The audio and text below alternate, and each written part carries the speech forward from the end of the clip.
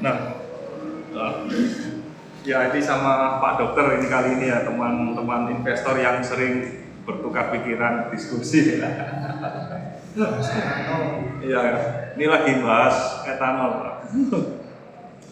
Jadi sekarang kan ternyata itu tebu itu varietasnya itu kan baru saya tahu tuh ada lagi. Jadi yang menghasilkan khusus untuk etanol, molasesnya, tetes tebunya hasilnya itu lebih banyak daripada tebu yang Indonesia yang sekarang tanam itu tebu untuk gula sehingga molasesnya itu tetes tebunya itu sedikit. Nah, baru-baru ini mungkin baru 2 minggu atau kalau nggak 1 minggu itu keluar peraturan kalau kamu bikin pabrik etanol diwajibkan atau diperbolehkan, coba dikoreksi sendiri ya, itu punya lahan tebu sendiri. Nah, kalau perusahaan etanol punya lahan tebu sendiri, seharusnya mereka akan menanam varietas yang menghasilkan khusus untuk etanol. Iya, etanol ini. Jadi molasesnya tuh lebih banyak daripada varietas lain. Nah, dan juga itu tingginya itu bisa sampai 5 meter lebih.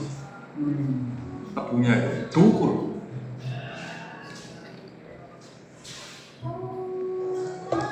Bisa tinggi 7 meter tinggi tebu besar. Nah, sehingga kalau dia lebih tinggi, lebih besar ya, dalam 1 kali luas tanam 1 hektar, biasanya normalnya di sini kan tinggi tebu kan sekitar 4 meteran ya, 3-4 meter.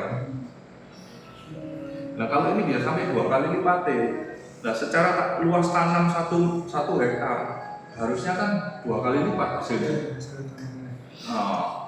Dan sudah hasilnya 2 kali lipat, plus menghasilkan molases yang jauh lebih banyak. Nah, yang sekarang itu di Merauke sudah sukses, ya, dan di sana akan dibangun pengolahan etanol di situ sekalian itu.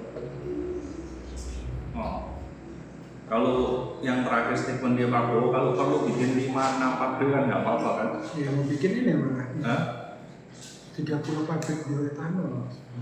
Malah ini ya berita ya. Untuk sementara pusatnya di ini Jatim sama Lampung. Jatim itu sini, kalau Iya, Lampung itu punyanya Moli. Moli Lampung juga. Moli bukan di Lampung, ekspansi di Lampung Moli. Moli kan Jatim juga. Si Jatim, iya. Soalnya ini. Oh.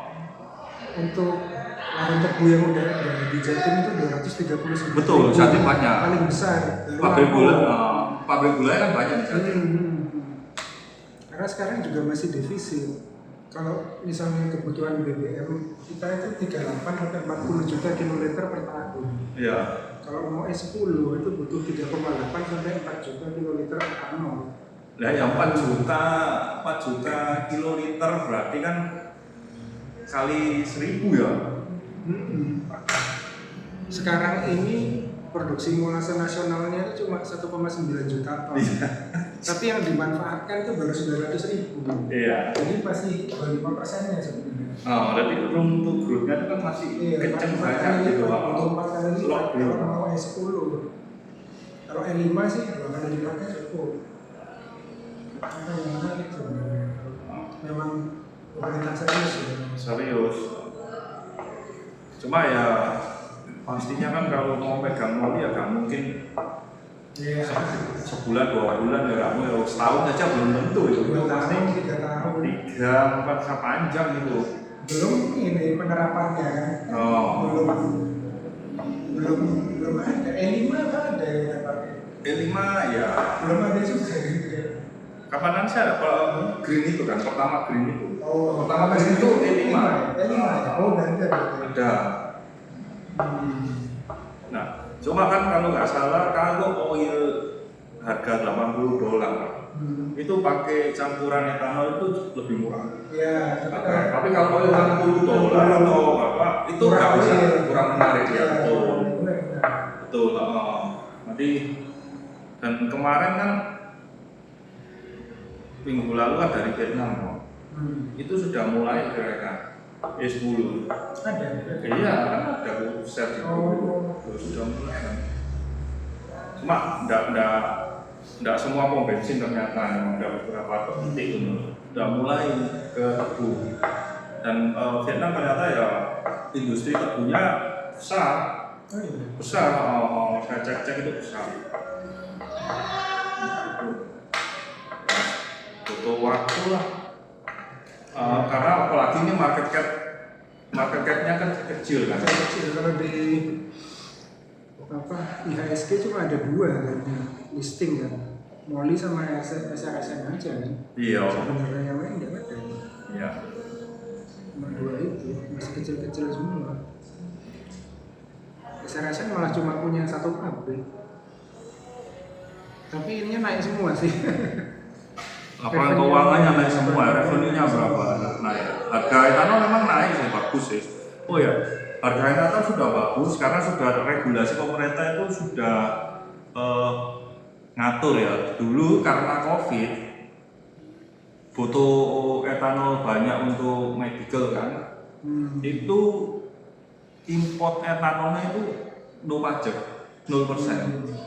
Jadi banyak yang impor dari Pakistan 0%. Nah, sedangkan kalau impor molasesnya itu kena pajak.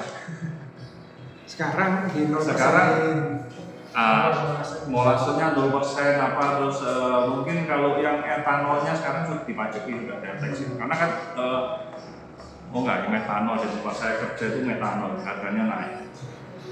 Mungkin boleh kan ya dicek apakah sudah import etanol dari etanol itu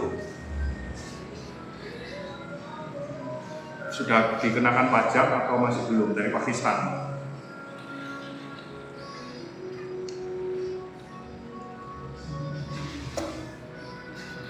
Ada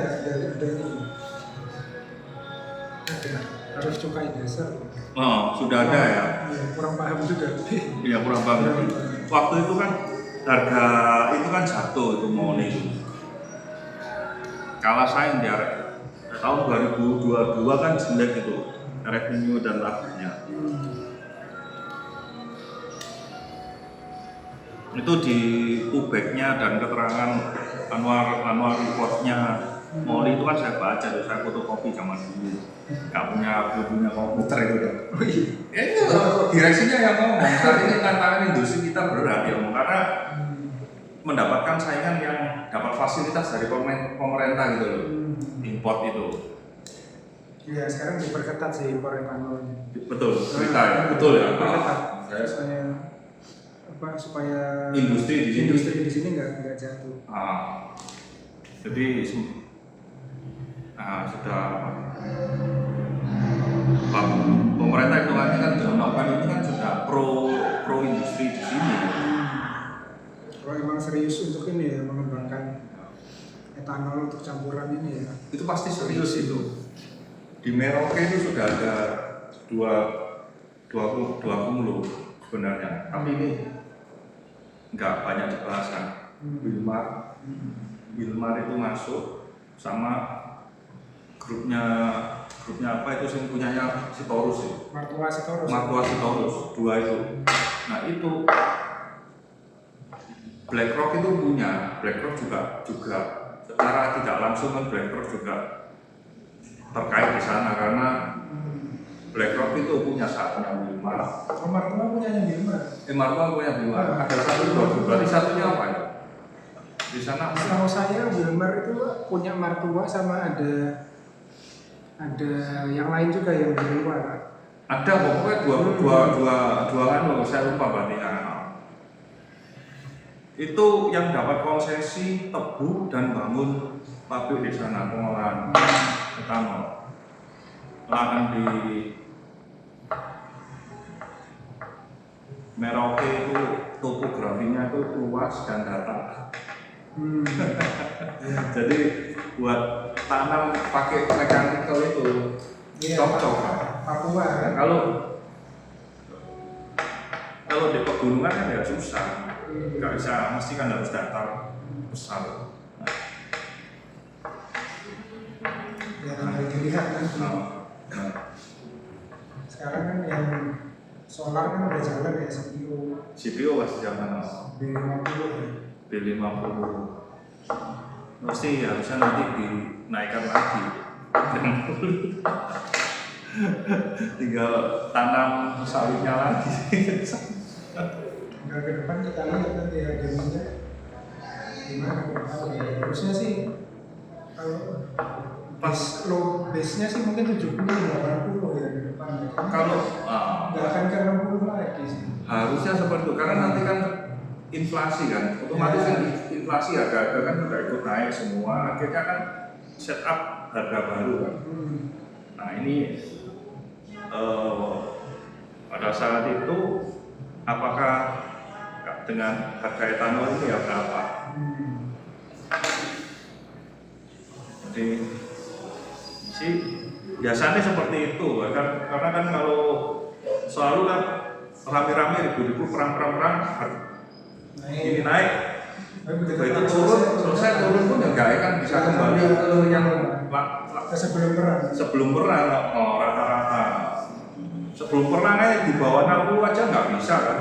Nggak bisa, kos 65-70-an kan. Kos bis untuk produksi oilnya kan 50 kan, kurang lebih kalau turun di bawah 50 rugi semua itu. Yang ada intinya itu perusahaan oil. Nah itu sih, jadi menarik lah. Sektor etanol, kebutuhan etanol juga banyak di Aceh. Ya. Jadi perusahaan RSN dan MOL ini ada bisa ekspansi, peluang ekspansi. Tinggal dipantau. Apakah pemiliknya agresif atau enggak? Nah kalau MOL itu kan di Lawas ini ya. Dulu MOL itu pertama di market itu emiten yang ngasih saya bagel dan itu hasil riset saya sendiri. Saya sampai datang ke pabriknya. Itu keterangan dari masyarakat setempat, tanahnya banyak bilang. Jadi sekitar kampung itu, desa itu, pokoknya ada tanah kosong, bukit-bukit, gunung pun dibeli sama owner.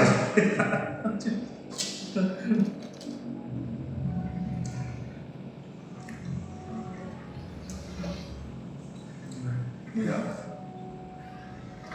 Moli sekarang 26. Naik itu. Iya. Oh. Jelek-jeleknya sih dia nggak akan turun di bawah 200 sih. Iya, tapi PV-nya tuh masih 0,5. Iya. PI-nya juga makin kecil kan? Iya, PI berapa ya? 6, 5? 5. Masih 5. Das, banyak yang murah-murah, cuma masalahnya ya itu. Masalahnya kan contoh kayak Aman ini yang rame-rame, nggak ada influencer besar yang bahas. Jadi retail ini convictionnya itu nggak ada. Lihat fasilitas dari Stockbit itu ada, sudah diulas. PI rendah, cuma karena sebenarnya yang murah sekarang itu banyak perusahaan bagus. Uangnya terbatas. Kan nggak perlu masuk semua kan? Iya. Banyak tinggal milih kira-kira nyaman sama konveksinya kuat aja. Iya. Jadi banyak sekarang yang murah. Sebagai sektor konsumer INDF, ICBP itu berapa? Properti juga kan, Properti murah semua, konsumer murah semua, banking aja murah sekarang. Farmasi murah, KLBF iya. murah, Aduh. Mining aja. Kalau murah. Iya, kalau murah lah. Yang mahal ya yang Gonglo itu. Murah tapi dibandingin harga tahun lalu aja udah turun berapa? 70%. Aduh. Nah, kemarin ada yang menarik itu kan, si Jim Oh, bahasa AI. bahas industri AI, data center ini kenapa? Ownernya Lipo ini kok ditanya wartawan kan barusan pertemuan Kadin itu sing jadi Prabowo doorstop oleh wartawan. Dia cerita tentang bisnis AI data center.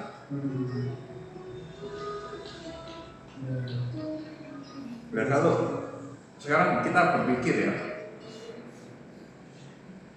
misalkan kita sendiri dong, pengusaha. Kalau nggak tertarik, nggak ada pikiran untuk buka bisnis, misalkan AI atau bisnis nasi goreng, ya kita nggak akan ngomong nasi goreng kan? Iya kan? Ngapain? Wong aku nggak ada niatan untuk buka bisnis nasi goreng kok waktu doorstop ditanya kok malah aku cerita nasi goreng itu kan aneh menurut saya ya. Dari seorang bisnis itu kan kalau dia mau ngomong bicara berarti orang ini tertarik memikirkan untuk masuk ke bisnisnya, buka usahanya itu. Biasanya saya gitu sih, karena kan orang-orang kayak bisnisnya kayak gitu, orang kayak gitu kan time is everything buat mereka, time is money, value kan. Mereka ngomong itu nggak mungkin basa-basi. Dan apa yang dibicarakan itu mereka. Pemikiran mereka kan jangka panjang. Berarti kan mereka kan mau mendirikan usaha masuk ke suatu bisnis kan harus mikir profitnya, benefitnya. Ya, nah. Buat mereka ada yang menarik kan? Iya, ada hitungannya. Dulu kan Lipo kan pernah punya, tapi kan sudah dijual. Yang data center itu pernah punya. MLPT, anak usaha masuk dari anak usahanya MLPT, dijual. Ke siapa? Ya ke asing. Nah, setelah itu yang sekarang nih awal tahun yang lalu itu kalau nggak salah itu saya ngeriset KBLV.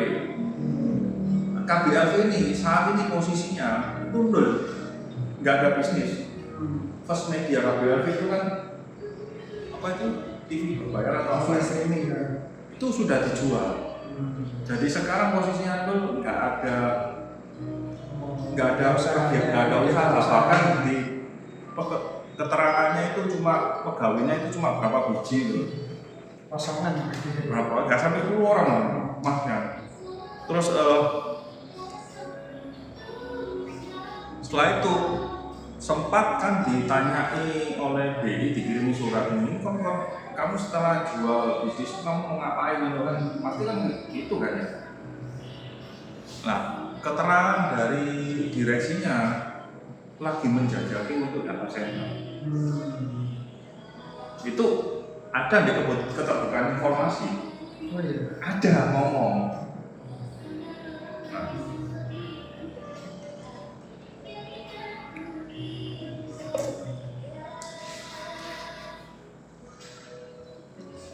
Dan setelah James baca lihat berita itu di James itu, saya buka KBLV.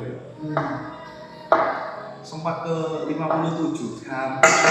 Kenapa nggak beli?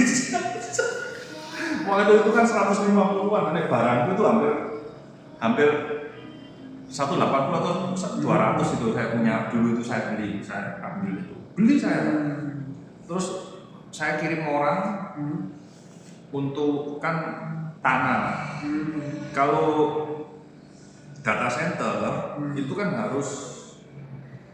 harus listriknya kan dari terbarukan. Di sana kan ada kawasan industri. Lipo kan punya kawasan industri di mana itu kan berdekatan dengan PUBR, pembangkit listriknya PUBR. Salah satu kan data centernya DJI kan juga ada di sana. Yang lama ada di situ ya dekat itu lahannya Lipo. Saya kirim ke orang ke sana. Terus suruh tanya, kamu cari-cari di kosong-kosong tanah yang besar-besar itu yang potensi. Muter-muter terus ketemu orang yang garap lahan. Orang itu kamu tanya Untuk saya. ini dia siapa ya? Punya yang Lipo ya, itu cuma sengketa. Dia ngomong di sini banyak tanah yang masuk sengketa apa ini. Tuh dia bilang gitu. Ya udah terus hari itu, waduh. Saya kira saya lepas, saya cut loss saya cut loss itu minus berapa puluh persen. Oh iya. Iya kan turun kan. Kurang dari 100 juga. Beli berapa saya lupa ya. Pokoknya rugi 20 lebih ya, 20% lebih ya saya cut loss. Karena kan lahannya ternyata kosong, masih sengketa. Nah, pikir ya sudah. Nah sekarang kemarin kok keluar statementnya dari James ini. Jadi kepikiran lah ini apa titip FTV. Nanti kalau bisa di bawah 100 mungkin menarik ya. Bisa dikasih lagi ya. Ini kan sekarang 130 ya. Kalau saya lihat ininya sih, kalau nggak crash di 100 itu naik lagi biasanya. 1 bulan ya sudah untung berapa persen ya? Iya, kemarin 57. 50. Beli di 60 aja bisa 50%. Beli di 60 aja bisa 100%. Gak usah beli di 50, harus beli di 60, 70, 100%. Tapi ini narasi ya. Ya narasi. Karena ada risikonya besar lah ya. Tetap begini kan ya. Cocok-cocokan lah. Portofolio kan kecil lah, maksimal 5%. Nah, kalau gagal pun hilang semua, masih ketutup dividen sih oke lah. Tapi kalau betul ya lumayan kan. Kalau betul bisa multi bagger. Kayak diinjek aset. Ya buat nunggu lah bisa. Aduh.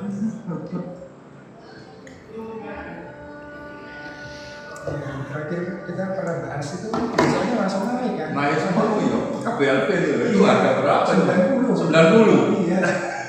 Kan saya sempat lihat kan saya baru pertama dengar kan. Iya. Berapa ya? Ya tanggal sebelum berangkat ke Vietnam saya tanggal 14 Juli. Enggak 14 Juli, tanggal 15 saya terbang ke Vietnam. Ya itu kan pas 90 tapi kan ya namanya narasi kan pasarnya masih kayak gini. Iya. 130. Aduh wis. Ya wis. Oke lah kita itu bahas semua naik terbang. Aduh, pas kita nggak punya duit juga. Ya nunggu lagi koreksi gitu. Terima kasih. Karena ke depan memang kita lihatnya makronya ya, dari makronya kan data center ya sekarang yang lagi.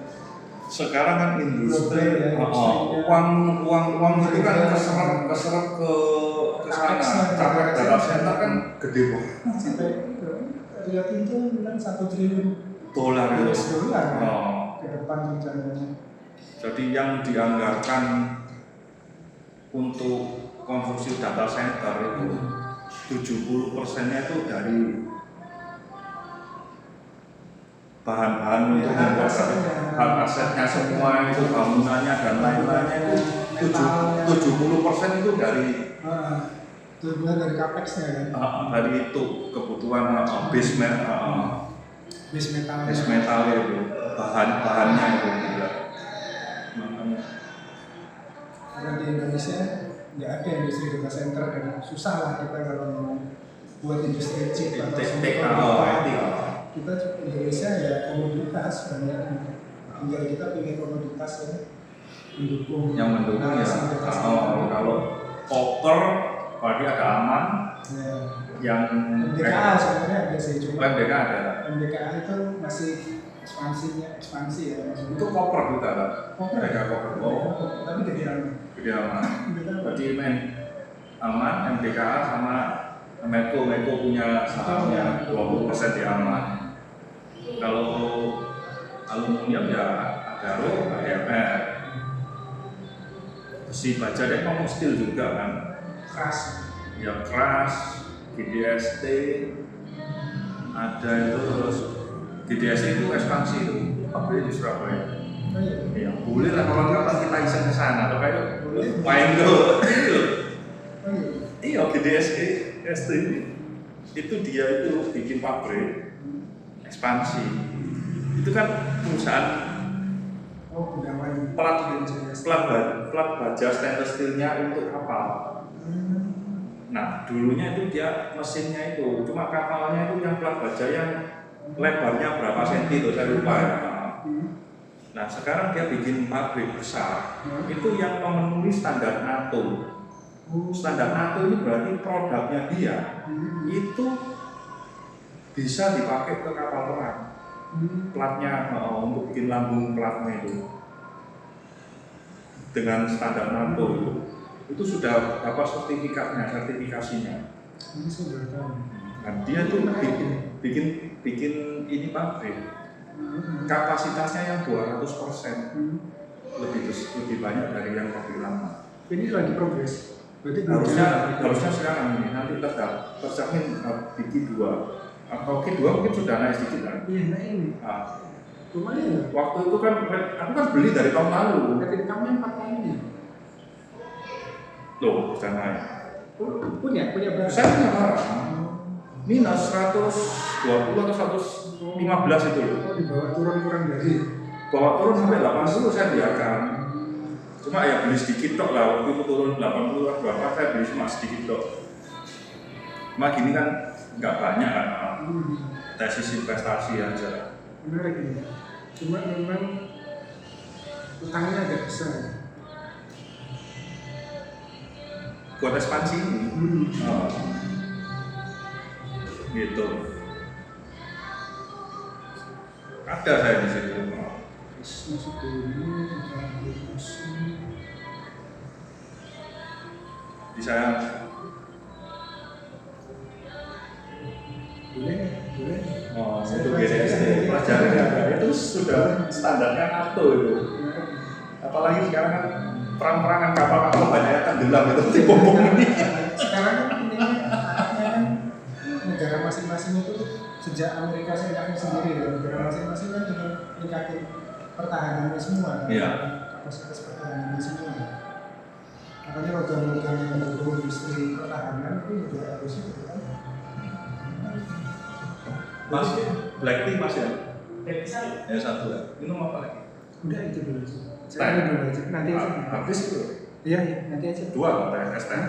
Boleh. 2 lah, 2. Atau adanya apa coba saya lihat.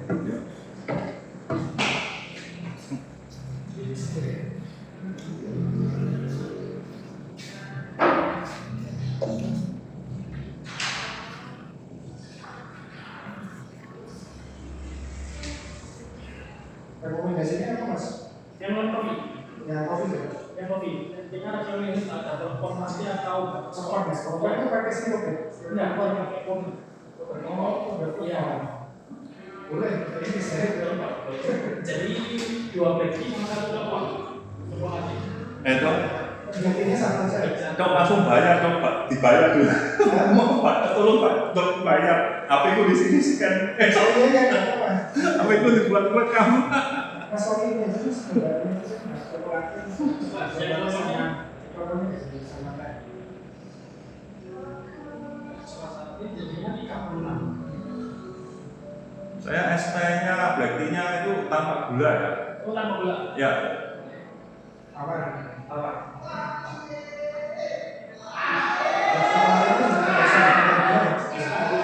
Siap. Sudah masuk dengan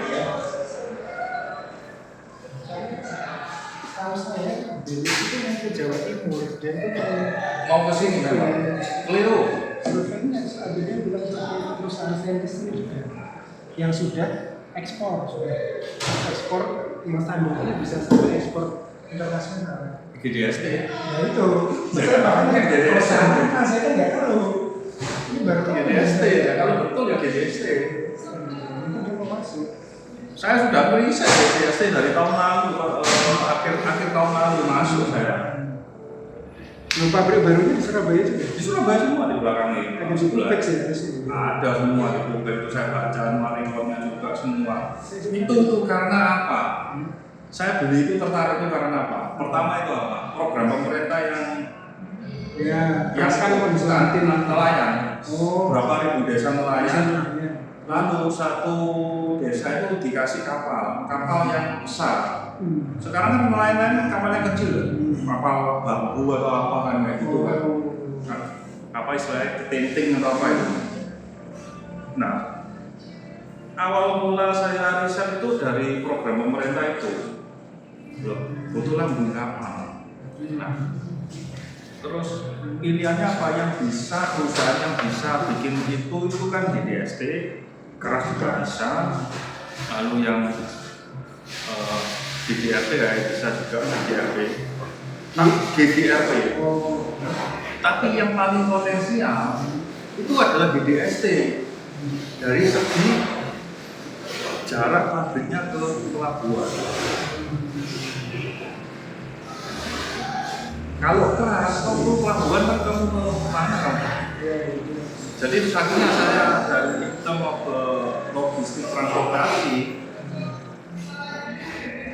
Dan dia juga kan bahan bakunya juga ada impornya juga kan juga nggak jauh lokasinya. Ya saya masuk di situ. Kan 1000 kapal, berarti kan galangan kapal ini kan mau dibangkitkan lagi. Iya. Dia ada kebijakan yang untuk beli dari kapal lokal itu, pakai galangan lokal. Setelah itu, momen itu ketambahan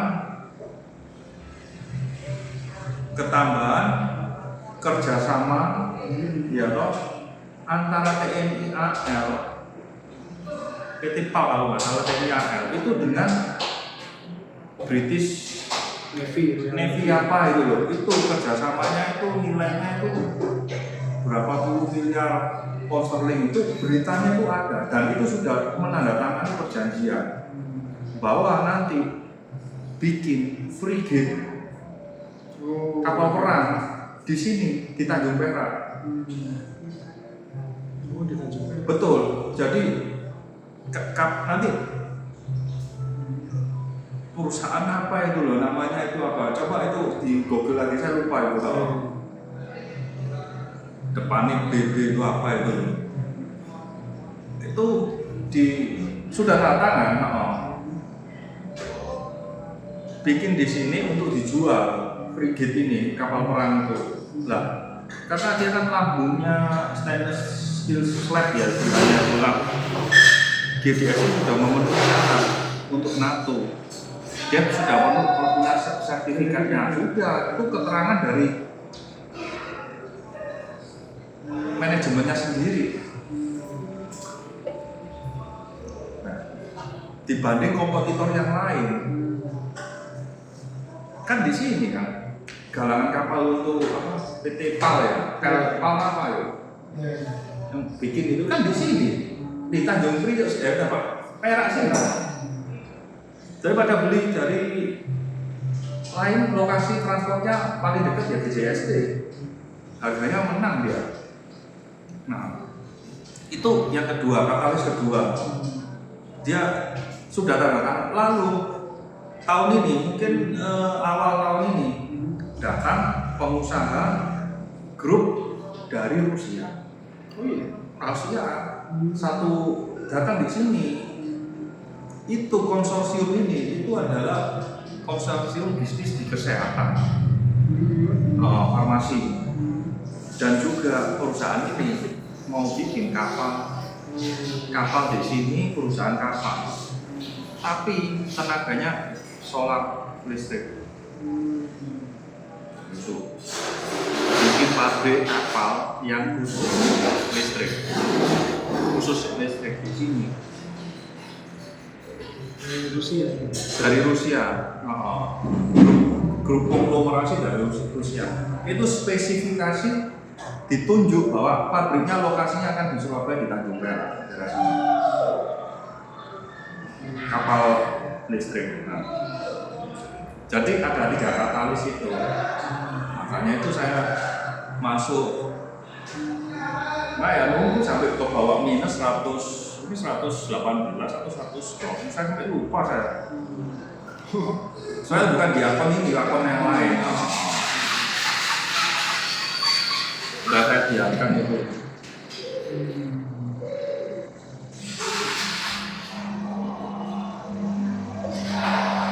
Jadi ada 3 katalis.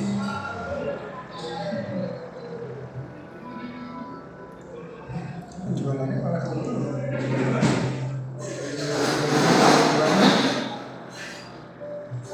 Revenue-nya,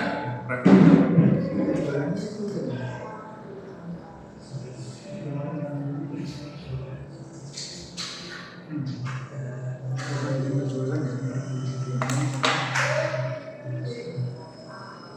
steel plate kan.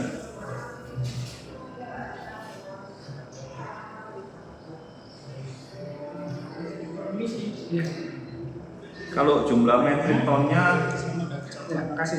ini karena harganya turun. Harganya turun. Oh, karena kalau menunggu harganya naik ya kan dapat barang diskon kan gitu.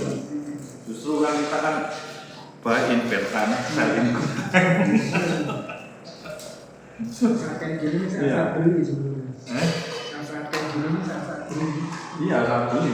Cuma kan ya tetap Makanya tetap hati-hati aja.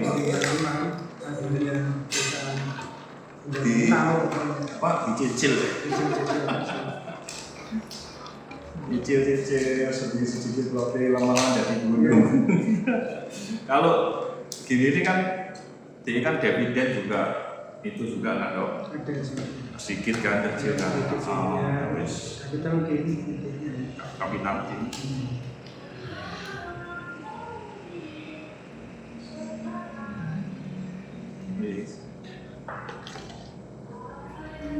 Terus Tokyo itu tahun lalu itu apa ya, lupa ya. Apa ya, lupa.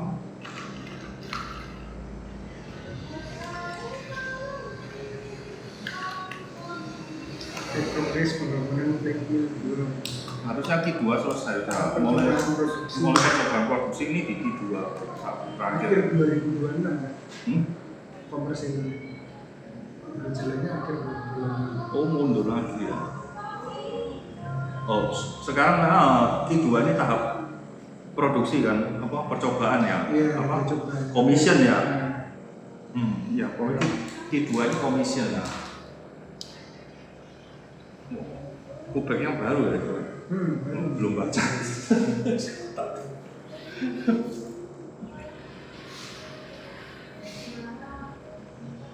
Oh, sertifikasinya ini ya.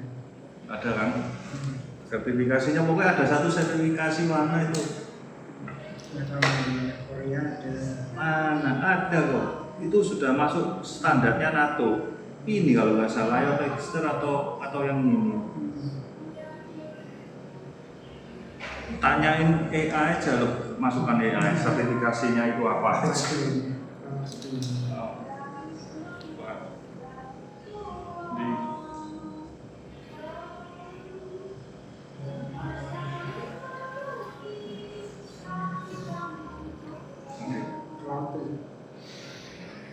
Waktunya dekat kalau ada waktu free minggu main-main ke sana nih. Boleh. Kapan-kapan. Gitu bener. Lalu Sabtu sih kerja, Sabtu enggak. Sabtu pagi. Siangnya bisa. Siangnya asal nggak pergi sama ini ya.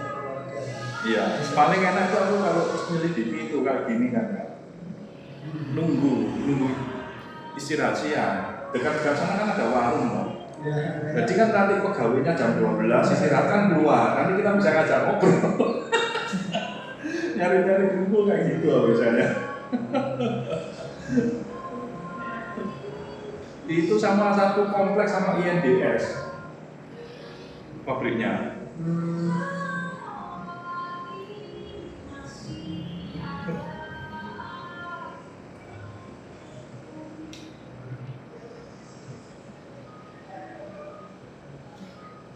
Satu grup sama Beacon juga. Iya. Budaya memang ini seperti Oh, American Shipping ya. Oh. Amerika, Eropa, Jepang, Korea udah bisa semua deh.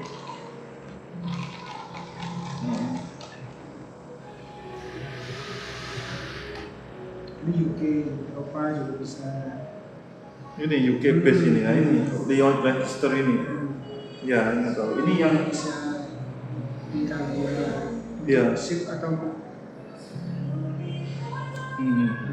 Nah, ini kapal luar itu bisa.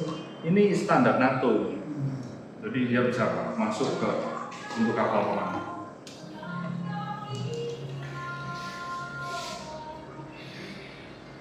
Kalau nggak salah, JJK bagus. Udah pernah ini lihat sedetail belum. yang kalau menurutku kan dia bisa bagi rutin bagi dividen kan, Dok? Oh iya sih, rutin. Nah, dividen ini kecil kan, tapi jangan rutin terus dan memang kan industrinya kan tertekan karena banyak yang pengusaha nakal kan dari China yang kemarin Purbaya datang itu kan nyuri karena transaksinya itu cash. Dan temanku itu kerja besi, sales besi, itu bimbingan ikut perusahaan besar. Kalah. Jadi nakal itu gini, tanpa aja. Enggak, no tax, cash-cashan. Oh, langsung kasih gitu, cash. Jadi perusahaan sampai perusahaan besi, perusahaan miliknya China itu menjual itu salesnya itu transaksinya cash. tanpa tax. Tanpa tax kasih cash-cashan. Jadi nggak tercatat di laporan perusahaannya nggak bayar. Nah sedangkan yang perusahaan temanku ini memang dia distributor itu. Ntar kena pajak juga, bayar pajak. Nah dia mau ngikutin kayak gitu, nggak wani dia, santai ini. Sempat waktu itu kan ngamuk-ngamuk kan sepi ya. Tahun lalu itu pokoknya zaman PDP itu terus parah itu. Industri nyuri bea cukai ini kan gak mengelola kayak bisa ditembak kayak gitu kan. Jadi industri besi ini tertekan, nah tinggal sekarang kan mau dibetulin nama Purbaya, lu mau nggak sesuai dengan prosedur? Ya apa? Bisnis fair gitu, besi gitu. Ini loh, sebulan yang lalu kan datangi sama satu pabrik kan, total kan ada berapa puluh pabrik.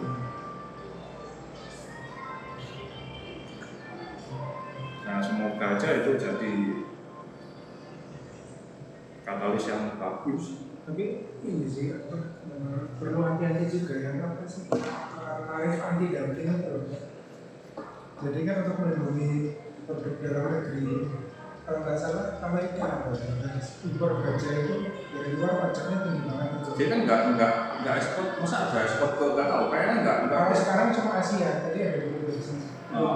Nggak salah dia tuh ke Korea, kan Korea kan sekarang kan Jepang, Korea kan pabrik bikin kapal yang gede-gede kan di sana, Jepang, Korea, China.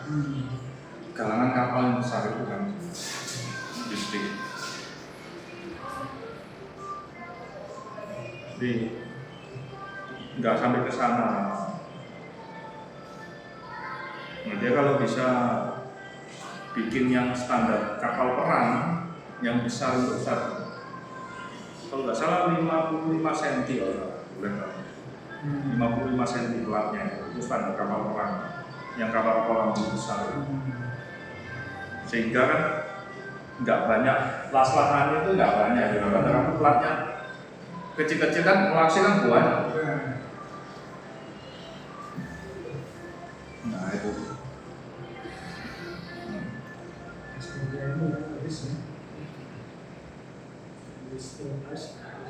Hah? Stainless steel slab gitu kalau istilah itu.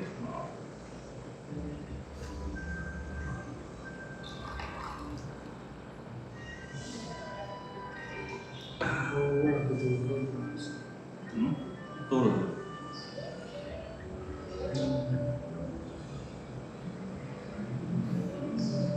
Bedtime berarti. 5 tahun.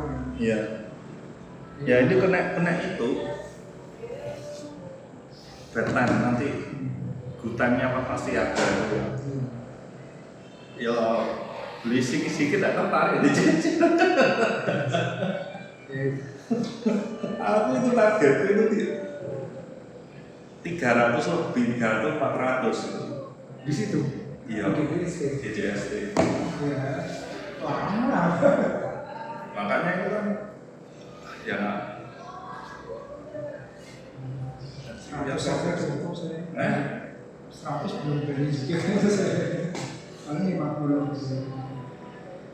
enggak maksudnya target jualku itu Iya. aku di situ di apa harga 300 makanya tergantung Di bawah 100 sih saya beli. sekarang pakai 100 kurang lebih 110 bawah 100 lah. Maksudnya Maksudnya kayak awal sempat ke 200. Ini harga mau beli banyak yang lebih baik beli walaupun sedikit nggak apa lebih baik beli lah. Aku ya kadang kayak gitu kan ketemu orang sama teman relasi kawan kumpul ini mikir-mikir gini nggak beli wis naik duluan ya udahlah beli sedikit lah masuk walaupun 1 juta 2 juta nggak apa-apa lah oleh duit bensin lah duit makan duit kopi. Nanti sambil jalan sambil dipelajari sendiri konviksinya kan nambah masuk lebih banyak lagi kayak gitu loh.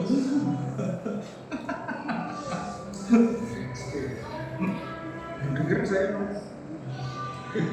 ada perusahaan Itu punya perusahaan lain namanya Biton. Biton. Biton itu ada di Podom B1 Nyuwon itu. Sport jacket situ. Apa itu? Legundi. Pabriknya ada di situ.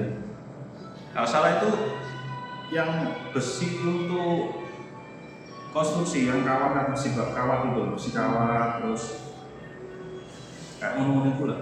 Paku mungkin ya, nggak tahu lah, coba lupa lah. Biton itu ownernya sama. Keluarga Gunawan itu. Aneh. Orang bukan. Gunawan yang panen itu kan.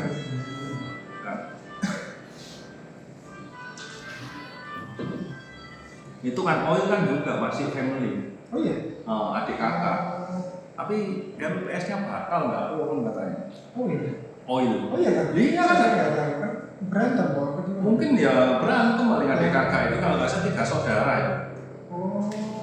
Loh kok MPS-nya batal itu. Oh nggak bohong. Coba itu ya. Ada nggak bener nggak? Nggak kuat.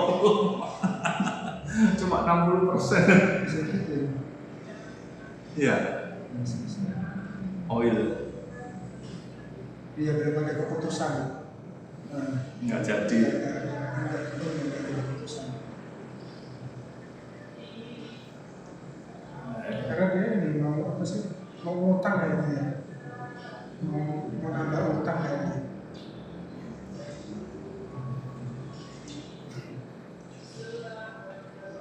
Nah, kan ini kalau nanti loh ya. Ini kalau nanti Gubernur BI bisa satu jalan dengan pemerintah, kan kayak di China, kayak di Vietnam. Bank sentralnya sama pemerintah itu satu. Dia kok Satu jalan. satu visi ya. Suku bunga nggak boleh naik, kebijakannya itu komisi. Nanti kalau keluar kebijakan industri yang khusus bisa mengurangi substitusi impor, pengusaha ini dikasih pinjaman yang sangat rendah. Industri ini akan di Vietnam kayak gitu, bisa dapat 5%. Iya, sebenarnya itu memang bunga utang di Indonesia itu terlalu tinggi. Tinggi banget. Iya, makanya bank-bank itu kan dipaksa menemin. Kalau nggak gitu kan nggak bisa orang berusaha kan nggak Bisa kompetitif. ekspansi kan. Nggak kompetitif produknya itu nggak kompetitif dijual karena orang usaha itu kan pinjam gede no usahanya kan pengusaha kan utang bank pasti utang bank leverage pasti. Nah,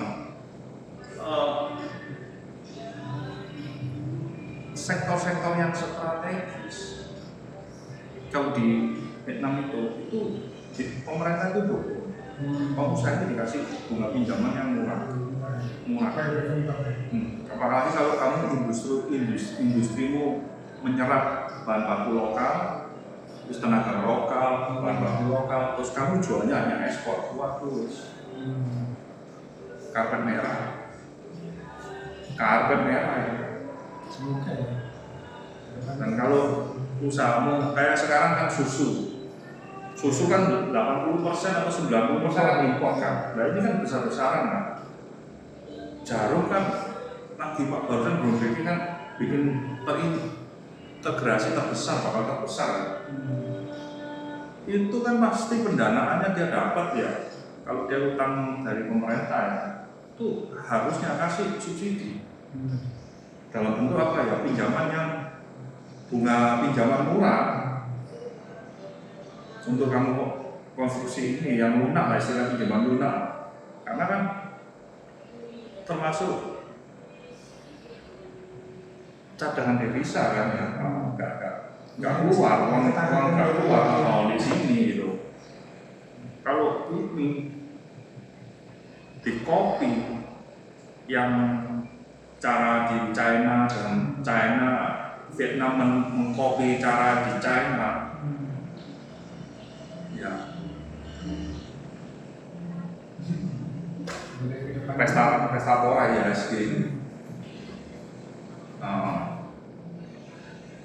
Jadi kayak properti itu di Vietnam itu cicil itu bisa sampai 30 tahun.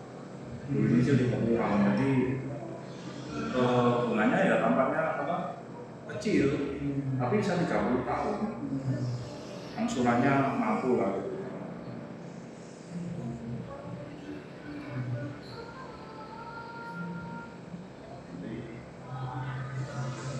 Cuma masalahnya sekarang ini kan musuhnya terlalu banyak sih, biar ini kan PNS Iya ya. cukai yang di Semua kementerian semua. di PNS ini sama ada ya. Jadi musuhnya makanya banyak. Keluar narasi sih nggak karu-karuan, ada aja.